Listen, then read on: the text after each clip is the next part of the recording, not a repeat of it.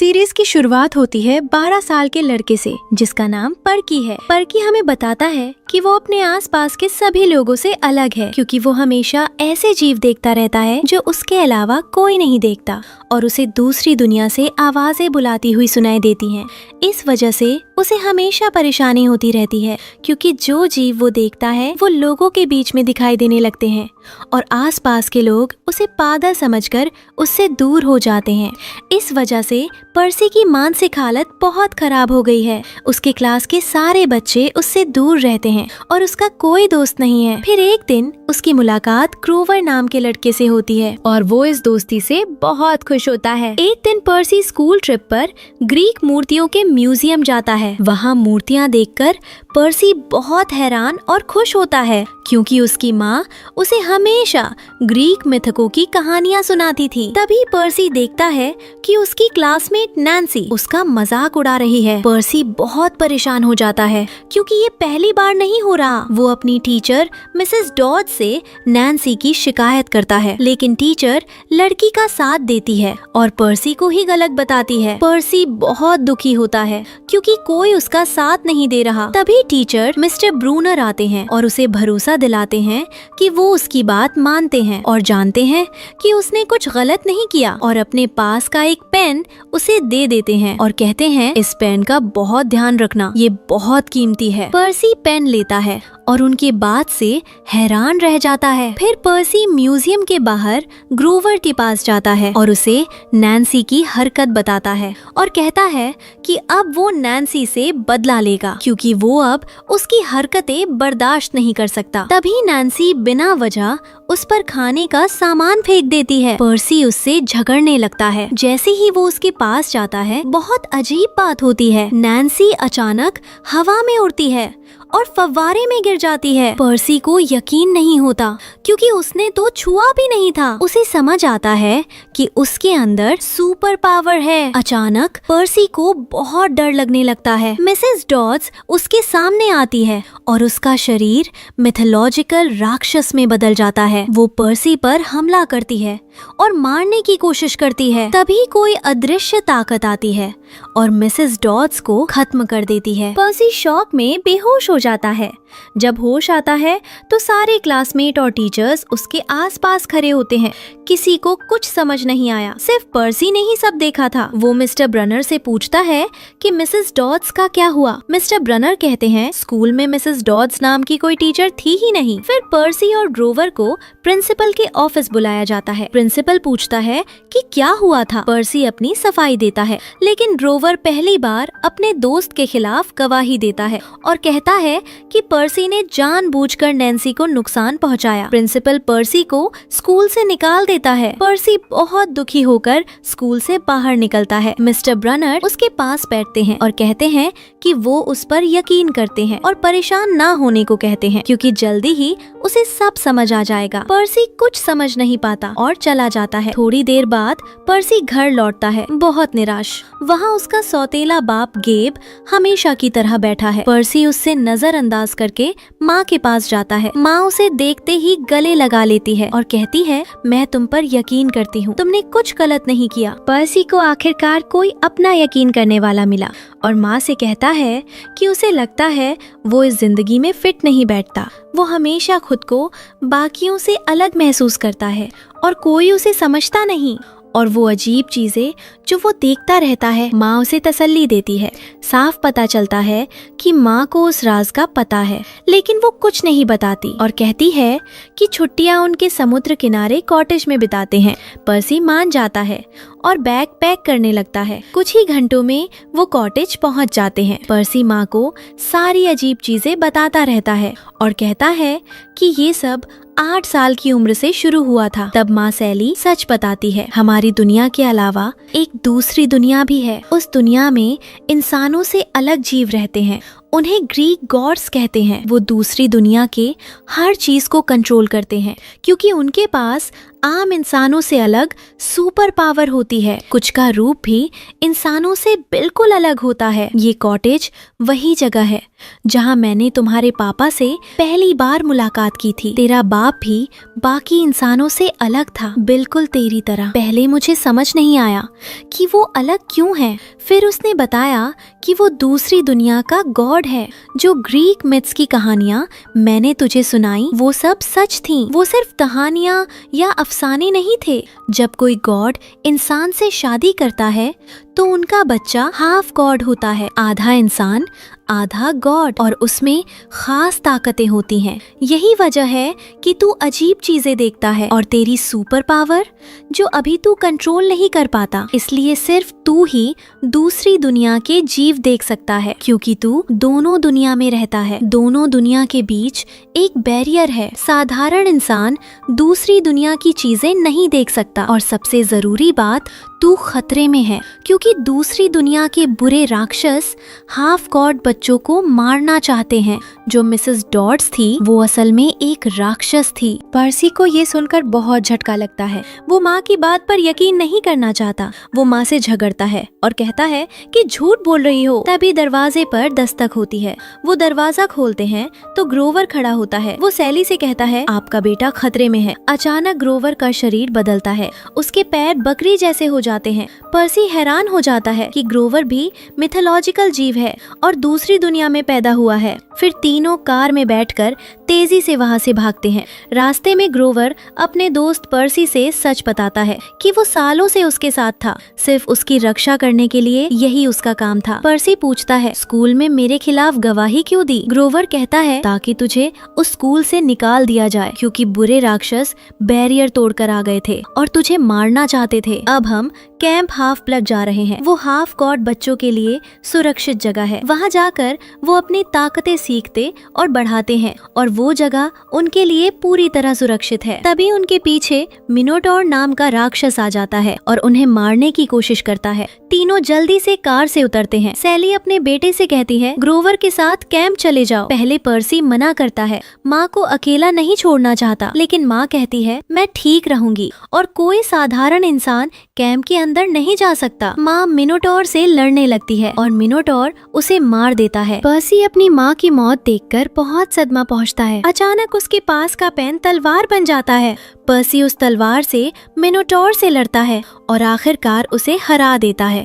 थकावट से पर्सी बेहोश हो जाता है। अगले दिन पर्सी की आंख खुलती है। वो कैंप में पहुंच चुका है। वो इस नई दुनिया को देखने लगता है। उसके सामने मिस्टर ब्रूनर आते हैं।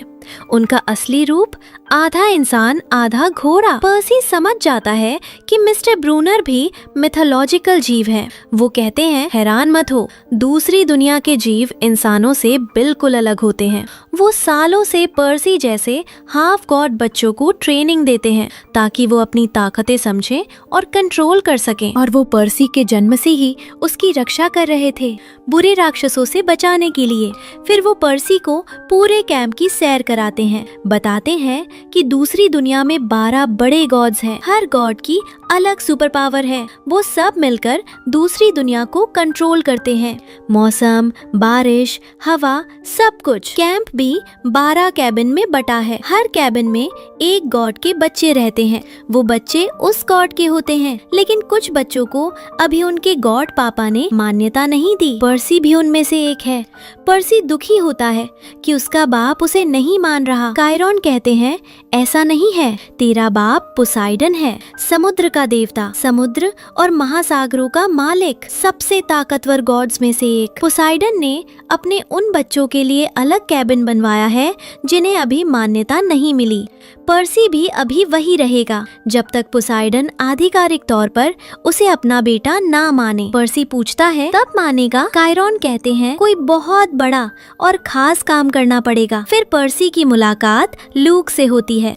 लूक कैंप का सबसे ताकतवर लड़का है। उसका बाप हर्मीज है। हर्मीज समय का देवता है। लूक उसे कैंप घुमाता है। गलती से पर्सी क्लैरिस से टकरा जाता है।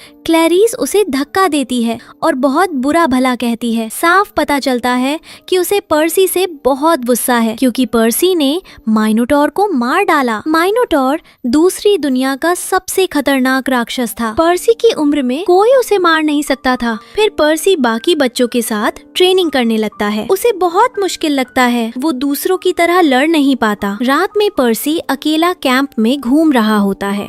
अचानक क्लैरिस और उसके दोस्त उसे घेर लेते हैं, उसे जबरदस्ती बाथरूम में ले जाते हैं। क्लैरिस कहती है, मान जा कि तूने माइनोटॉर नहीं मारा तो छोड़ दूंगी। पर्सी कहता है, हाँ मैंने मारा था। वो लोग उसका सिर टॉयलेट में डुबोने लगते हैं। तभी पानी गायब हो जाता है और फिर अचानक वापस आता है और क्लैरिस और उसके दोस्तों पर हमला कर देता है।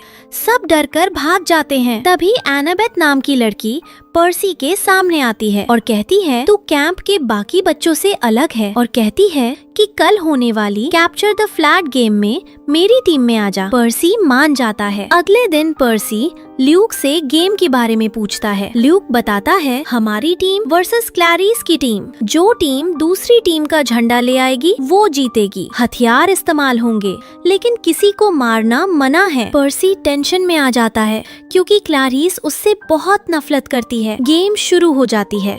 दोनों टीमें बहुत जोर से लड़ने लगती हैं। पर्सी डर जाता है और दूर चला जाता है। तभी क्लैरिस और उसके दोस्त उसे पकड़ लेते हैं और सच में मारने की कोशिश करते हैं। पर्सी चिल्लाता है, मारना मना है, लेकिन क्लैरिस के गुस्से की कोई सीमा नहीं। अचानक पर्किस का गुस्सा सुपर पावर बन जाता है। वो बहुत प्रोफेशनली लड़ने लगता है और क्लैरिस का जादुई भाला तोड़ देता है। आखिर में पर्सी की टीम जीत जाती है। तभी एनाबेथ उसे झील में धक्का दे देती है। पर्सी गुस्सा होता है लेकिन उसकी सारी चोटें ठीक हो जाती हैं। झील का पानी जादुई है, चोटें ठीक कर देता है। तभी पर्सी के सिर के ऊपर पोसाइडन का निशान चमकता है। एनाबेथ मुस्कुरा कर कहती है, अब तुम्हारे पापा ने तुम्हें अपना बेटा मान लिया। रात में शायरॉन पर्सी को बुलाते हैं क्योंकि पोसाइडन ने मान्यता दे दी और एक जरूरी बात बताते हैं। पोसाइडन का भाई ज़्यूस है, सबसे बड़ा गॉड। वो गॉड्स का किंग है, लेकिन दोनों भाई सालों से एक दूसरे से नाराज हैं क्योंकि ज़्यूस का मास्टर बोल्ट चोरी हो गया है। ज़्यूस को शक है कि पर्सी ने चोरी किया। पर्सी हैरान, मैंने तो कुछ चोरी नहीं किया। शायरॉन कहते हैं, हमें यकीन है, लेकिन ज़्यूस सभी गॉड्स पर युद्ध घोषित कर देगा और अगर बोल्ट वापस नहीं आया तो तुझे भी मार डालेगा। इसलिए पर्सी का काम है बोल्ट ढूंढकर वापस लाना, क्योंकि आज उसने साबित कर दिया कि वो काबिल है। पर्सी कहता है, मैं कैसे ढूंढूं? टायरन बताते हैं, पोसाइडन और ज़्यूस का तीसरा भाई हैड्स है। वो अंडरवर्ल्ड का मालिक है, सबसे खतरनाक गॉड। वो बुराई की ताकत इस्तेमाल करता है। दोनों दुनिया में बुराई का स्रोत वही है। कायरन को शक है कि हेडीज ने ही बोल्ट चुराया, इसलिए पर्सी को अंडरवर्ल्ड जाना पड़ेगा बोल्ट वापस लाने। पर्सी कहता है, मैं अपनी जान जोखिम में नहीं डालना चाहता किसी चीज के लिए जो मेरे लिए मायने नहीं रखती। मैंने अपना बाप तभी देखा भी नहीं। तभी ग्रोवर बीच में बोलता है, तेरी माँ जिंदा है। हेडीज ने उसे किडनैप करके अंडरवर्ल्ड में कैद कर रखा है। पर्सी को बहुत बड़ा झटका लगता है और वो तुरंत मान जाता है कि अंडरवर्ल्ड जाएगा अपनी माँ को बचाने। अगले दिन पर्सी ऑरेकल से मिलता है, मिशन पर जाने से पहले सलाह लेने। ऑरेकल की आत्मा बोलती है, जिस पर तू सबसे ज्यादा भरोसा करता है वही तुझे धोखा देगा और मिशन बर्बाद हो जाएगा। पर्सी बहुत परेशान हो जाता है। फिर चायरॉन सभी बच्चों को इकट्ठा करते हैं और पर्सी से कहते हैं, 2 साथी चुन लो। पर्सी एनाबेथ और ग्रोवर को चुनता है। चायरॉन बताते हैं कि अंडरवर्ल्ड का दरवाजा लॉस एंजलिस में है, बहुत सावधान रहना, बुरे राक्षस तुम्हारा पीछा करेंगे। लूक पर्सी को जादुई उड़ने वाले जूते देता है, कहता है ये जूते उड़ सकते हैं। अगले दिन तीनों बस में लॉस एंजलिस जा रहे होते हैं। बस के स्टॉप पर एनाबेथ सुपरमार्केट से कुछ सामान खरीदने उतरती है। वहाँ उसे मिसेस डॉड्स दिखती है। उसे लगा था वो मर चुकी थी। एनाबेथ जल्दी से अदृश्य होने वाली टोपी पहन लेती है और बस में मिसेस डॉड्स के बगल में बैठ जाती है और पूछती है, तुम हमसे क्या चाहती हो? वो कहती है, पर्सी को मेरे हवाले कर दो। एनाबेथ मना कर देती है और जल्दी से अपने दोस्तों को चेतावनी देने दौड़ती है। तीनों बस से कूदकर भाग जाते हैं। थोड़ी देर बाद तीनों अंडरवर्ल्ड के दरवाजे की तरफ जा रहे होते हैं। मिसेस डॉड्स फिर उनके पीछे आ जाती है। तभी अचानक वो अपना मुंह फेर लेती है क्योंकि सामने मेडूसा आ जाती है। तीनों भी जल्दी से अपना चेहरा छिपा लेते हैं। हमें पता चलता है कि मेडूसा पहले एक आम लड़की थी, लेकिन अथीना ने उसे श्राप दे दिया था और वो राक्षसनी बन गई। जिसकी भी नजर उसकी आंखों से मिलती है वो पत्थर बन जाता है। मेडूसा अपना मुंह ढककर कहती है कि मैं नजर नहीं मिलाऊंगी और उन्हें अपने घर में छिपने को कहती है। पर्सी को अपनी माँ की बताई हुई मेडूसा की कहानी याद आती है। उसे याद आता है कि मेडूसा पहले बहुत मासूम थी, लेकिन श्राप के बाद बुराई हावी हो गई। पर्सी सोचता है कि इस बार उस पर भरोसा कर ले और तीनों उसके घर चले जाते हैं। पर्सी पूछता है, तुम्हारे साथ पहले क्या हुआ था? मेडूसा बताती है कि वो पोसाइडन से प्यार करती थी और उसे पूरा भरोसा दिया था, लेकिन पोसाइडन ने उसका बलात्कार किया। जब अथीना को पता चला, उसने मेडूसा को ही सजा दी, पोसाइडन को नहीं, और उसे श्राप दे दिया। वो भयानक औरत बन गई, उसके बाल सांप बन गए और जिसकी नजर उस पर पड़ती वो पत्थर बन जाता। बाकी गॉड्स कुछ नहीं कर सके क्योंकि अथीना न्याय की देवी है। एनाबेथ की माँ अथीना थी और वो भी पोसाइडन से प्यार करती थी। जलन के मारे एनाबेथ बीच में टोकती है और मेडूसा को झूठा कहती है। मेडूसा मुस्कुराकर किचन में खाना बनाने जाती है और पर्क को मदद के लिए बुलाती है और चुपके से कहती है, तेरे दोस्त तुझे धोखा देंगे, और अंडरवर्ल्ड में उसके साथ चलने को कहती है। पर्सी मना कर देता है और दोस्तों के साथ भाग निकलता है। मेडूसा गुस्सा होकर अपना मुंह खोल देती है और उन्हें पत्थर बनाने दौड़ती है। तीनों बेसमेंट में छिपे होते हैं। वहाँ ढेर सारे पत्थर की मूर्तियाँ होती हैं। मेडूसा आ जाती है। एनाबेथ उसकी आंखों पर टोपी डाल देती है। पर्सी तलवार से उसका सिर काट देता है, फिर मेडूसा का सिर लेता है। बाहर जाकर मिसेस डॉड्स को सिर दिखाता है। मिसेस डॉड्स पत्थर बन जाती है। फिर मेडूसा का सिर बॉक्स में डालता है और जादुई डाक से ओलंपस भेज देता है। अगले दिन तीनों ट्रेन में होते हैं। 2 दिन की यात्रा है। अगले दिन वो अपना कंपार्टमेंट छोड़कर खाने की कोच में जाते हैं और राक्षसों की बातें करते हैं। तभी एक पुलिस ऑफिसर आता है और उन्हें वापस उनके कंपार्टमेंट में ले जाता है। वहाँ कंपार्टमेंट पूरी तरह बर्बाद होता है। ऑफिसर उन पर इल्जाम लगाता है। तीनों इनकार करते हैं। ऑफिसर पीछे खड़ी एक औरत की तरफ इशारा करता है और कहता है कि इस औरत ने देखा है। तीनों हैरान, हमने इसे कभी देखा ही नहीं। ऑफिसर उन्हें खाने की कोच में ले जाता है और कहता है, यहीं बैठो, तुम गिरफ्तार हो। वो औरत उनके पास बैठ जाती है और कहती है, मुझे पता है तुमने कुछ नहीं किया, मैंने झूठ बोला ताकि तुमसे अकेले में बात कर सकूं। ड्रोवर को लगता है कि इस औरत का कोई बड़ा राज है। वो कहती है, मैं तुम्हारे कर्मों का हिसाब लूंगी। पर्सी मजाक उड़ाता है और कहता है, मैं तुम्हें आसानी से मार सकता हूँ, मैं तुमसे बड़े बड़े राक्षस मार चुका हूँ। औरत हंसती है और अपना नाम बताती है, मेरा नाम इकिदना है, मैं सारे राक्षसों की माँ हूँ। तीनों हैरान रह जाते हैं क्योंकि इकिदना हाफ गॉड बच्चों को मारती है। वो कहती है, मेरे बैग में एक राक्षस है, जैसे ही मैं छोड़ूंगी वो तुम्हें मार देगा। अचानक राक्षस पर्सी पर हमला करता है। एनाबेथ उसे बचाती है। तीनों भागते हैं और ट्रेन को रोक देते हैं और ट्रेन से कूदकर भाग निकलते हैं। फिर वो अथीना का एक खास म्यूजियम पहुंचते हैं। वो जगह पवित्र है, कोई राक्षस अंदर नहीं आ सकता। पर्सी की चोट से बहुत दर्द होता है। दोस्त उसे बाहर ले जाते हैं और फव्वारे का पानी उस पर डालते हैं क्योंकि पानी उसे ठीक करना चाहिए, क्योंकि उसका बाप समुद्र का देवता है। लेकिन कुछ नहीं होता, उसे असली समुद्र के पानी में जाना पड़ेगा। तभी इकिदना और काइमेरा आ जाते हैं। तीनों वापस म्यूजियम में घुसते हैं, हैरान कि वो अंदर कैसे आ गईं। एनाबेथ बताती है कि अथीना हमसे नाराज है क्योंकि हमने मेडूसा का सिर ओलंपस भेजा था। वो अथीना के लिए अपमान था, इसलिए उसने म्यूजियम का प्रोटेक्शन हटा दिया। पर्सी दोस्तों से कहता है, तुम लोग मिशन पूरा करो, मुझे इनसे लड़ना है। इकिदना और काइमेरा आ जाते हैं। पर्सी राक्षस से लड़ता है, लेकिन राक्षस बहुत ताकतवर है। पर्सी भागने की कोशिश करता है। इकिदना जमीन तोड़ देती है, एक बड़ा गड्ढा बन जाता है। पर्सी उसमें गिर जाता है। वो किनारे पकड़ने की कोशिश करता है, लेकिन हाथ छूट जाता है और वो समुद्र में गिर जाता है। तभी एक जल परी आती है और कहती है, तुम्हारे पापा ने मुझे भेजा है तुम्हारी चोटें ठीक करने और मदद करने। पुलिस म्यूजियम पहुंचती है। एनाबेथ और ड्रोवर बहुत डरे हुए हैं। एनाबेथ को 3 बूढ़ी औरतें दिखती हैं। वो 3 फेट्स होती हैं और एक औरत धागा काटती हुई दिखती है। एनाबेथ को लगता है कि कि किसी की मौत होने वाली है। थोड़ी देर बाद पर्सी पानी से बाहर आता है और दोस्तों से मिलता है। एनाबेथ उसे गले लगा लेती है। पर्सी बिल्कुल ठीक होता है और बताता है कि जल परी मिली थी और कहा था कि सेंटा मोनिका जाओ, वहाँ तुम्हारे पापा तुमसे मिलेंगे। तीनों पैदल ही सेंटा मोनिका जाने का फैसला करते हैं क्योंकि अब पुलिस भी उन्हें ढूंढ रही है। रास्ते में पर्सी बताता है कि उसके पापा उसे प्यार करते हैं और चिंता करते हैं। भले ही मिशन बहुत मुश्किल है, लेकिन वो कुछ भी करेगा ताकि उसके पापा को उस पर गर्व हो। तभी मोटरसाइकिल की आवाज आती है। तीनों छिप जाते हैं। एनाबेथ 3 फेट्स की कहानी बताती है और धागा काटना मतलब किसी की मौत। मोटरसाइकिल वाला उनके पास आता है और मदद करने की पेशकश करता है। तीनों मना कर देते हैं, लेकिन वो कहता है मुझे मदद करनी ही पड़ेगी, तुम लोग मिशन में देर कर रहे हो। तीनों हैरान और पूछते हैं तुम हो कौन? वो कहता है मेरा नाम एरीज है,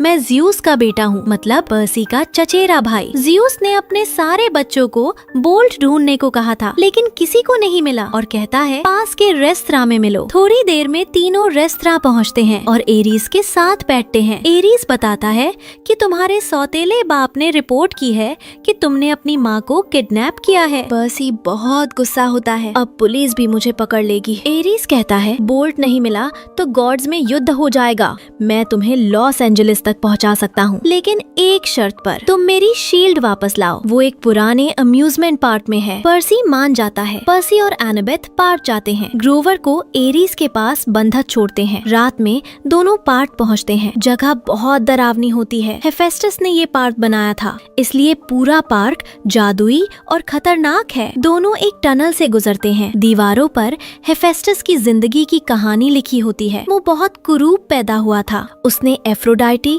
और हीरा से प्यार किया, लेकिन किसी ने उसे प्यार नहीं किया, तो उसने हीरा को कैद कर लिया। टनल से बाहर आते हैं। एक अजीब कमरे में पहुंचते हैं। वहाँ एक बड़ा मूर्ति होती है और उस मूर्ति के हाथ में एरीज की शील्ड होती है। सामने एक सुनहरा कुर्सी होती है। एनाबेथ बताती है ये कुर्सी हेफेस्टस ने हीरा को गिफ्ट की थी, लेकिन जैसे ही हीरा बैठी वो कुर्सी में फंस गई। हेफेस्टस ने तब तक नहीं छोड़ा जब तक एफ्रोडाइटी उससे शादी ना कर ले, मतलब हमें भी किसी एक को कुर्सी पर बैठना पड़ेगा। एनाबेथ कहती है मैं बैठूंगी। पर्सी रोकता है और कहता है तू सबसे समझदार है, मिशन तुझे पूरा करना है। अपना जादुई पेन देता है और कहता है मेरी माँ को बचा लेना, और बताता है कि मुझे तुझसे प्यार हो गया है। एनाबेथ रोने लगती है। पर्सी कुर्सी पर बैठ जाता है और वो सोने का मूर्ति बन जाता है। तब बड़ा मूर्ति शील्ड छोड़ देता है। एनाबेथ बहुत रोती है। तभी हेफेस्टस आता है और कहता है अब तू जा। एनाबेथ कहती है पर्सी को छोड़ो तब जाऊंगी। हेफेस्टस कहता है ये श्राप नहीं टूट सकता और हंसता है और कहता है जरा दिमाग से सोच, अगर तू अकेले मिशन पूरा कर लेगी तो सबसे फेमस हो जाएगी। एनाबेथ कहती है मुझे फेम नहीं चाहिए, जिनसे मैं प्यार करती हूँ उन्हें खो दूंगी तो फेम का क्या फायदा। हेफेस्टस को उसकी बात बहुत पसंद आती है और वो श्राप तोड़ देता है। पर्सी आजाद हो जाता है। एनाबेथ बहुत खुश होती है। फिर दोनों एरीज के पास शील्ड लेकर पहुँचते हैं और शील्ड दे देते हैं। एरीज शुक्रिया कहता है और एक ट्रक में बिठाता है जो लास वेगस के लोटस कसिनो तक ले जाएगा। वहाँ हर्मिस मिलेगा। एरीज उन्हें पैसे और सामान देता है और चला जाता है। ग्रोवर को लगता है कि एरीज को चोर का नाम पता है, लेकिन वो नहीं बता रहा। रास्ते में एनाबेथ और पर्सी लूक से जादुई मैसेज करते हैं और बताते हैं कि कैंप में कोई गद्दार है। लूक कहता है मुझे क्लैरिस पर शक है। पर्सी बताने ही वाला होता है कि हम हर्मी से मिलने जा रहे हैं, लेकिन एनाबेथ कनेक्शन काट देती है क्योंकि लूक को अपने पापा हर्मीस से बहुत नफरत है। हर्मीस ने गलती से लूक की माँ को पागल कर दिया था। अगला दिन तीनों लोटस कसिनो पहुँचते हैं। एनाबेथ चेतावनी देती है यहाँ का खाना मत खाना, इसमें लोटस फ्लावर मिला होता है, जो खाता है वो समय और याददाश्त भूल जाता है। पर्सी कहता है हम हर्मीस को मनाएंगे कि अपने बेटे लूक से मिले। फिर हर्मीस मिलता है। उसे पहले से पता होता है, लेकिन वो मना कर देता है। मिशन बहुत खतरनाक है। एनाबेथ कहती है हम तुम्हें लूक से मिलवा देंगे। हर्मीस सोच में पड़ जाता है, लेकिन फिर भी मना कर देता है। कहता है कि लूक को खतरा हो जाएगा। एनाबेथ गुस्सा होकर चली जाती है। हर्मीस पर्सी से कहता कहता है यहाँ से निकल जाओ, यहाँ समय बहुत तेजी से बीतता है। पर्सी जल्दी से दोस्तों को ढूंढने निकलता है। एनाबेथ मिलती है। पता चलता है कि 48 घंटे बीत चुके हैं। एनाबेथ गुस्सा करती है लेकिन खुशखबरी देती है, मैंने हर्मीज की कार चुरा ली। फिर ग्रोवर मिलता है, वो सब भूल चुका होता है। पर्सी उसे याद दिलाता है और ग्रोवर फिर तैयार हो जाता है। तीनों गैरेज में जाते हैं, हर्मीज की कार ढूंढते हैं। कार पर हर्मीज का मैसेज होता है, मालूम है तुमने मेरी कार चुराई है और कुछ पहेलियां छोड़ी हैं जो अंडरवर्ल्ड का रास्ता बताती हैं। तीनों कार से निकलते हैं, तभी एक कार उन्हें टक्कर मारती है। बाहर निकलते हैं तो समुद्र के किनारे पहुंच जाते हैं। ग्रोवर को सब याद आ जाता है। एक जलपरी आती है और कहती है, पोसाइडन तुम पर बहुत गर्व कर रहा है, लेकिन ज्यूस ने युद्ध घोषित कर दिया है, अब वापस कैंप चले जाओ। पर्सी मना कर देता है और कहता है, हेडीज ही सबका दोषी है। जलपरी उसे 4 जादुई मोती देती है जो अंडरवर्ल्ड से बाहर निकलने में मदद करेंगे और एक एक्स्ट्रा मोती पोसाइडन के लिए। अगला दिन पर्सी एक मैट्रेस की दुकान पहुंचता है। वहाँ क्रस्टी नाम का आदमी मिलता है, वो भी पोसाइडन का बेटा है। पर्सी कहता है, मुझे पता है तू बुरा है, लेकिन दरवाजा खोल दे। क्रस्टी उसे एक बेड की तरफ इशारा करता है और कहता है, पहले इस पर लेट कर देख। पर्सी मना कर देता है क्योंकि उसे पता है कि ये बेड जादुई और खतरनाक है। तभी अदृश्य एनाबेथ आती है और क्रस्टी को बेड पर धक्का देती है। क्रस्टी खुद अपने जादुई बेड में फंस जाता है और चिल्लाता है, मुझे छोड़ दो। तीनों उसे छोड़कर अंदर चले जाते हैं। एक बड़ा दरवाजा होता है। अंदर जाते ही अंडरवर्ल्ड में पहुंच जाते हैं। बहुत अंधेरा और डरावना, वहाँ मरे हुए लोगों की लंबी लाइन होती है। सर्बरस भौंकने लगता है और तीनों पर हमला करता है। एनाबेथ उसे कुछ देर के लिए शांत कर देती है। ग्रोवर उड़ने वाले जूतों से पर्सी को लेकर उड़ता है और तीनों कुत्ते से बच निकलते हैं। फिर हेडीज का महल दिखता है। ग्रोवर कहता है, मेरा मोती खो गया। वो कहता है, मैं यही रह जाऊंगा। पर्सी मना कर देता है, अपना मोती ग्रोवर को दे देता है। पर्सी खुद कुर्बानी देने को तैयार हो जाता है। रास्ते में एक ताकत ग्रोवर के जूतों को खींचती है और उसे एक बड़े गड्ढे में खींचने लगती है। पर्सी तलवार जमीन में गाड़ कर ग्रोवर को पकड़ लेता है। तभी उसकी बैग से अजीब आवाज आती है। खोलते हैं तो ज़ूअस का मास्टर बोल्ट निकलता है। समझ आता है कि एरीज ने ये बैग दिया था। एरीज ही चोर था, उसमें पूरी साजिश रची थी। ग्रोवर कहता है, अब वापस चले। पर्सी मना कर देता है और हेडीज के महल पहुंच जाता है।